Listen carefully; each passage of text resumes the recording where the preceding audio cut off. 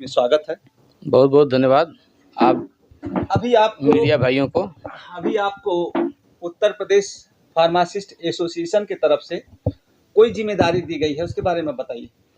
हमें Akhil Bharatiya pharmacist association Uttar Pradesh में गाजीपुर जिले का जिला उपाध्यक्ष के पद पे नियुक्त किया गया हूँ। ये गाजीपुर का जिलाध्यक्ष कौन है? गुलाम सरवर भाई हैं जिलाध्यक्ष। अच्छा, तो ये आपका जो चयन हुआ है आपके संगठन के द्वारा, जी। तो ये कहाँ हुआ है? चुनाव हुआ था या ऐसे आपको? नहीं, हम इससे पहले अभी 10 दिन पहले हम लोग गए थे लखनऊ।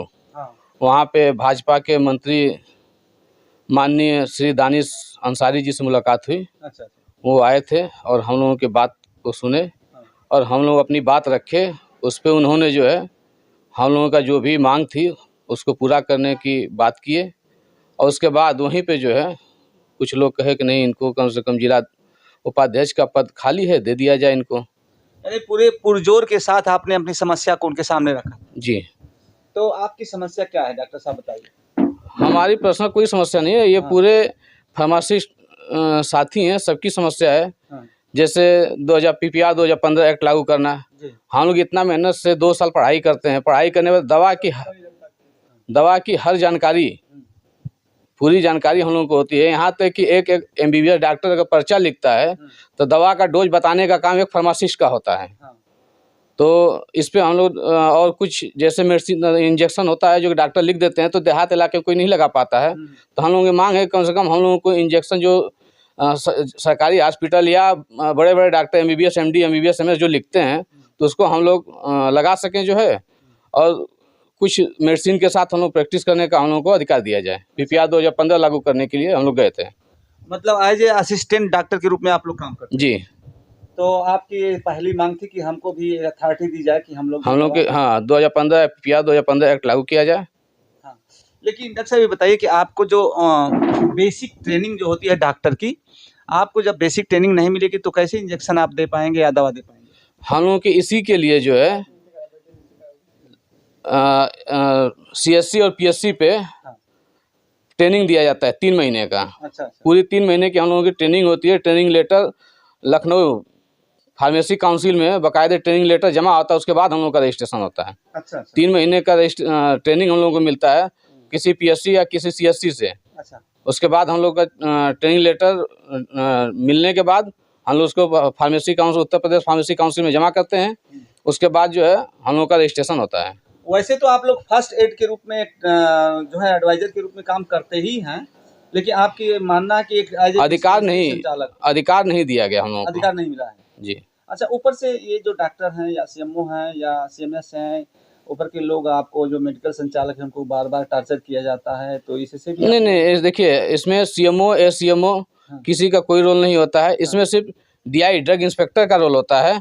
और हमारे यहाँ DI बहुत बढ़िया है। अच्छा। ब्रिजेश कुमार मौर्य जी हैं। अच्छा, कोऑपरेट करते हैं। हाँ, एकदम। कोई फार्मासिस्ट है अगर लीगल तरीके से चलाता है तो उनको कोई आपत्ति नहीं, कोई ऑब्जेक्शन नहीं है। अच्छा। वो कहते हैं कि बाकायदे आप लाइसेंस बनवाइए, लीगल तरीके से काम करिए, बाकायदे पक्की बिल के साथ। पक्की बिल से माल लीजिए और आप खुद पर्चा काट के पक्की बिल से दीजिए।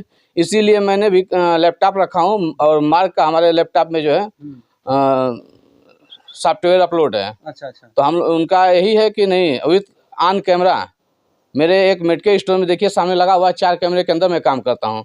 साफ सुथरी। अच्छा। तो डॉक्टर साहब ये बताइए कि जैसे आप मेडिकल चलाते हैं और भी लोग हैं, कुछ इलीगल भी मेडिकल स्टोर वाले हैं, उनके बारे में बताइए। इलीगल मेडिकल स्टोर को हम लोग यही कहेंगे कि भाई जो भी है फार्मासिस्ट हैं उन्हीं का मेडिकल स्टोर चलना चाहिए। जितने इलीगल मेडिकल स्टोर हो सब बंद होना चाहिए। अच्छा। ये हम लोगों की पुरजोर मांग है। तो ये आपके संगठन में ऐसे भी तो लोग होंगे? नहीं, हमारे संगठन में जो फार्मासिस्ट हैं वही हमारे संगठन से जुड़ेगा, अन्यथा कोई नहीं जुड़ सकता। अच्छा। अब क्या ये मेडिकल स्टोर खोलने के लिए कुछ रूल रेगुलेशंस परिवर्तित हो गए हैं क्या? रूल रेगुलेशन है। पहले तो फार्मासिस्ट होना अनिवार्य है। इसके लिए एक मानक होता है, मानक पूरा करना चाहिए। जैसे 110 या 100 फुट कम से कम 100 से 105 फुट या 110 फुट रूम होना चाहिए। उसके लिए अब नया नियम आ गया, कैमरा भी जरूरी है। और बिजली का बिल, मतलब बिजली का कनेक्शन होना चाहिए, उसमें फ्रिज होना चाहिए। अच्छा। जी। मतलब पूरी चीजें उसमें होनी चाहिए। हाँ। तो डॉक्टर साहब आपका जो प्रदेश अध्यक्ष और प्रदेश मंत्री कौन है? इस समय हमारे ये हमें पद मिला है माननीय श्री शशि भूषण भैया के वजह से। अच्छा अच्छा जी, ये हमारे शशि भूषण सिंह जो है राष्ट्रीय सचिव हैं। अच्छा अच्छा और राष्ट्रीय अध्यक्ष विनय पांडे जी हैं। अच्छा अच्छा और इन्होंने मनोनीत किया है शिव कुमार प्रदेश अध्यक्ष जी ने हमको मनोनीत किया है। अच्छा अच्छा। तो आप बताइए कि ठीक है, आप मेडिकल देते हैं, एक तरह से सेवा है, और सामाजिक सेवा में भी आपका संस्था या आपका जो संगठन है कुछ काम? देखिए, अब संगठन से तो अभी नया अभी मुझे 2 दिन हुआ जिम्मेदारी मिले। अब उसके अंदर घुस के बात किया जाएगा, पूरी हम लोग सपोर्ट करते हैं। अगर पेशेंट हमारे यहाँ आ जाए और हकीकत में निहायत गरीब है तो मैं डंके के चोट पे कहना चाहूँ कि निःशुल्क और फ्री ऑफ कॉस्ट दवा देने का हम लोग काम करते हैं, ये भी काम करते हैं हम लोग। अच्छा अच्छा जी, अगर हकीकत में गरीब है तो कुछ लोग होते हैं गरीब बन के आते हैं, है पैसा लेकिन गरीब बन के आते हैं। हाँ। उसके लिए कोई सुविधा नहीं, लेकिन हाँ हकीकत में गरीब हैं उनको हम लोग पूरी तन मन धन के साथ उनका हम लोग सपोर्ट करते हैं और निःशुल्क दवा देने का काम करते हैं और आगे भी करेंगे। अच्छा अच्छा।